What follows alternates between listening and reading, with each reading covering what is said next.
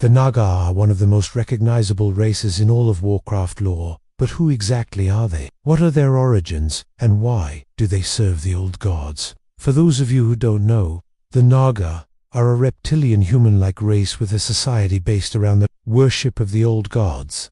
They are known for their mastery over magic and their deadly poisonous weapons. Their physical form is that of a humanoid snake with a tail and a forked tongue, and they typically have green or purple skin. Now, before we dive into their origins, I just want to say that this video will contain some spoilers for Warcraft 3 and possibly other Warcraft media, so if you don't want to be spoiled, I suggest you stop watching now.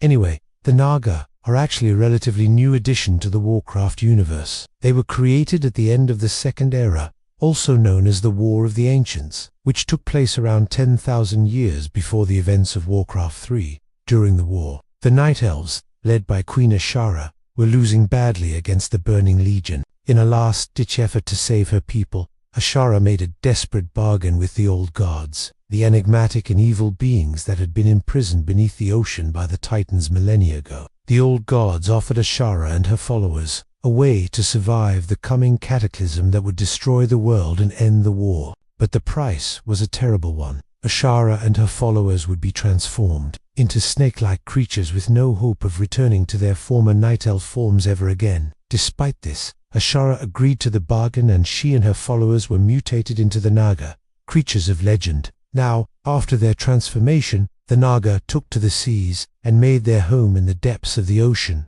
There they grew in power and number and eventually formed their own society based around the worship of the old gods and the promise of one day returning to land and reclaiming the world for themselves. It is this society that we are introduced to in Warcraft 3, and it is ruled over by Queen Ashara, who is now known as Lady Va. And that's all I have for you today. I know it was a short video, but there isn't too much to say about the Naga. Anyway, I hope you enjoyed it, and I'll see you next time.